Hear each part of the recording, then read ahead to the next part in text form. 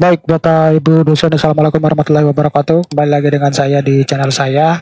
Nah, ini informasi yang menarik terkait dengan eh, transformasi pendidikan tinggi di Indonesia, merupakan analisis dampak ekspansi dari perguruan tinggi negeri terhadap perguruan tinggi swasta.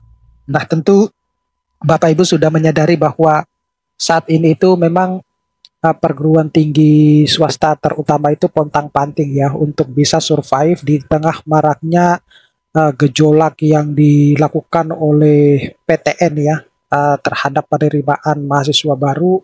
Ini adalah salah satu indikator bahwa pendidikan di Indonesia itu tidak akan pernah maju karena ego yang disampaikan, ego yang dilakukan itu lebih lebih menguntungkan kepada PTN ya. Jadi kebijakan yang dibuat oleh kementerian maupun pemerintah itu semata-mata hanya bisa lebih menguntungkan kepada PTN ya. Berbeda halnya kalau misalnya kayak di negara-negara maju ya, bahwa segala sesuatu itu dikontrol oleh pemerintah. Nah sekarang itu kalau di Indonesia enggak, bukan seperti itu ya. Karena memang ada kepentingan-kepentingan tertentu ya yang ada di dalamnya.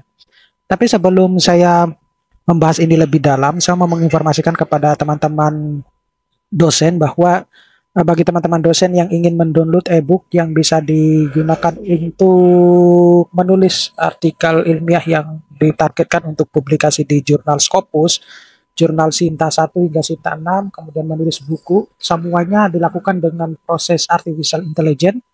Bisa Bapak Ibu guru mendownloadnya melalui link yang sudah saya sediakan pada deskripsi dari video saya ini.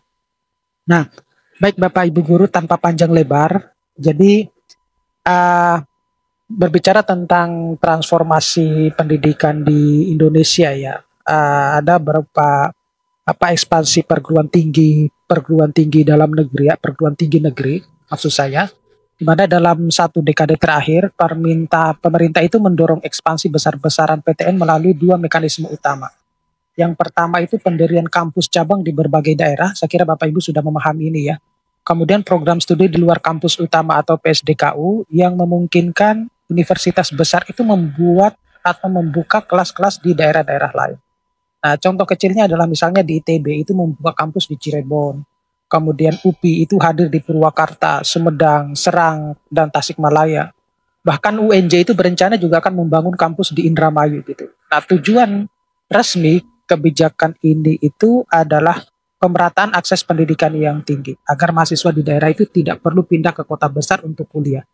Namun tidak disadari bahwa sebenarnya ada dampak struktural ya. Jadi ekspansi ini tuh mengubah peta ekosistem pendidikan tinggi nasional. Nah, jika sebelumnya PTN itu berkonsentrasi di kota-kota besar, kini mereka itu menyebar ke wilayah-wilayah yang dulu menjadi basis PTS ya. Nah, dampaknya persaingan langsung antara perguruan tinggi negeri, cabang, dan PTS lokal itu menjadi tak terhindarkan. Itu. Nah, selanjutnya itu adalah dampak terhadap perguruan tinggi swasta ya. Jadi saya kira Bapak Ibu sudah tahu ya, pertama itu penurunan jumlah mahasiswa. Nah, data dari Pangkalan Data Pendidikan Tinggi atau Pendikti di tahun 2024 itu menunjukkan bahwa Indonesia itu memiliki lebih dari 9,8 juta siswa aktif, mahasiswa aktif. Dengan 60% itu berada di PTS. Nah, namun dalam 5 tahun terakhir, banyak PTS-PTS kecil maupun menengah itu, terutama di luar Jawa, itu mengalami penurunan jumlah mahasiswa. Nah, penyebab utamanya itu adalah, yang pertama itu adalah ekspansi PTN ya melalui jalur mandiri ya. Kemudian di mana jalur ini tuh memberi peluang lebih besar ya untuk diterima di PTN meski biayanya tinggi. Banyak keluarga-keluarga yang menengah rela membayar mahal demi nama besar PTN. Kemudian yang kedua itu persepsi sosial dan gengsi. Nah, kuliah di negeri itu masih dianggap prestis ya, sedangkan kuliah di swasta itu sering dianggap alternatif kedua. Kemudian yang ketiga itu adalah daya tarik reputasi akademik. Jadi reputasi PTN yang ditopang media dan kebijakan publik membuat PTS itu kalah dalam hal citra. Nah, meski banyak yang memiliki mutu akademik yang tinggi. Nah, lalu bagaimana dengan konsekuensi ekonomi bagi PTS? Nah, untuk bertahan, banyak PTS-PTS itu menurunkan biaya kuliah yang mulai dari UKT atau SPP agar tetap kompetitif. Nah, tetapi ini membuat mereka kesulitan menutup biaya operasional tetap ya, seperti misalnya gaji, kemudian listrik, internet, pemeliharaan gedung, dan sebagainya. Nah, selanjutnya itu adalah uh, beban struktural dan finansial PTS ya. Nah, seperti kita ketahui bahwa sumber SPP atau UKT PTS itu bersumber dari biaya kuliah mahasiswa atau bahkan mungkin kerjasama eksternal ya, baik industri, hibah maupun penelitian. Nah, berbeda dengan PTN. Kalau PTN itu mereka tidak menerima subsidi rutin dari negara ya, termasuk dana listrik, bantuan operasional maupun dana riset jangka panjang. Nah, kewajiban akreditasi dan standar mutu ini juga menjadi beban tersendiri bagi PTS-PTS ya, di mana seperti kita ketahui bahwa sejak tahun 2020 sistem akreditasi itu beralih ke LAM atau Lembaga Akreditasi Mandiri yang memungut biaya penilaian tinggi untuk setiap program studi. Nah, untuk PTS kecil, biaya puluhan juta rupiah per prodi itu merupakan beban berat ya, apalagi jika jumlah mahasiswanya hanya ratusan. Nah, selain itu mereka wajib memenuhi rasio dosen bergelar doktor, kemudian publikasi ilmiah terindeks, atau bahkan kerjasama internasional, laboratorium digital. Jadi kalau secara ideal, ini meningkatkan mutu. Namun, bagi banyak PTS kecil, hal ini tuh menciptakan tekanan struktural yang sulit dipenuhi tanpa dukungan negara.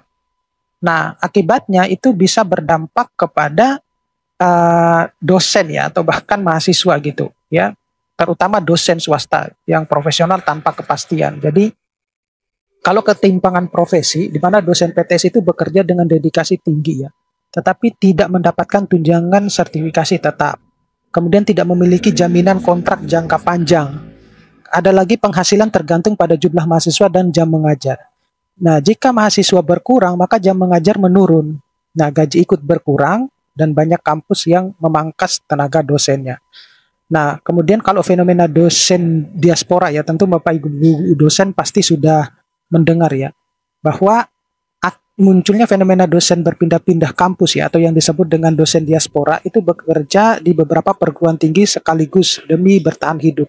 Nah, sementara itu PTN itu membuka formasi dosen ASN baru dengan fasilitas stabil ya, jadi memperlebar kesenjangan antara dosen negeri dan dosen swasta. Nah, implikasi sistemiknya, kondisi ini tuh menunjukkan neoliberalisasi pendidikan tinggi, di mana nasib dosen dan institusi itu ditentukan oleh mekanisme pasar, bukan oleh peran negara dalam menjamin keberlanjutan sistem pendidikan. Selanjutnya itu adalah gengsi sosial dan politik simbolik pendidikan. Ya, jadi masyarakat Indonesia itu masih menilai kualitas pendidikan dari status institusi, bukan mutu akademik. Nah, bagi banyak orang tua, kuliah di PTNI mahal tetap dianggap lebih bergengsi daripada di PTS murah namun berkualitas. Nah, di mana di sisi yang lain juga ada peran media dan negara, di mana media dan narasi publik itu sering menonjolkan keberhasilan mahasiswa PTN. Misalnya mahasiswa UGM diterima di Harvard atau lulusan ITB bekerja di Tesla gitu ya. Nah, sementara prestasi mahasiswa PTS jarang diangkat sehingga terbentuk hierarki sosial simbolik. Jadi PTN itu elit unggul dan bergengsi, sedangkan kalau PTS itu adalah pelengkap atau sebagai alternatif. Nah, dampak jangka panjangnya adalah hierarki simbolik ini itu memperkuat ketimpangan sosial dalam akses pendidikan, di mana mobilitas sosial itu hanya terbuka bagi mereka yang mampu membayar masuk PTN melalui jalur prestis. Nah, untuk kesimpulan dan rekomendasinya bahwa kebijakan pemerataan PTN ini memang memperluas akses ya, tetapi secara paradoks juga menguras ekstensi PTS lokal. Nah, jika dibiarkan, ekosistem pendidikan tinggi ini akan menjadi monopoli simbolik negara dan diversitas pendidikan ya, yang selama ini menjadi kekuatan itu bisa menjadi hilang. Nah, ketika PTN tumbuh menjadi menara gading dan PTS dibiarkan tenggelam dalam sunyi, maka pendidikan bukan lagi jalan mobilitas sosial, tetapi cermin ketimpangan baru. Nah, rekomendasi moral dan kebijakan bahwa negara itu perlu meninjau ulang peran dan pendanaan PTS agar tidak tersingkir. Nah, media dan masyarakat itu perlu menyeimbangkan narasi kesuksesan antara PTN dan PTS. Jadi pendidikan itu harus kembali ke nilai substansi ya, mutu akademik, etika, dan pelayanan masyarakat. Bukan hanya sekedar simbol status sosial saja. Nah, oke. Saya kira itu yang bisa saya sampaikan Bapak Ibu dosen. Mudah-mudahan ini bisa bermanfaat. Nanti kita akan ketemu pada video-video berikutnya. Saya Li, Assalamualaikum warahmatullahi wabarakatuh.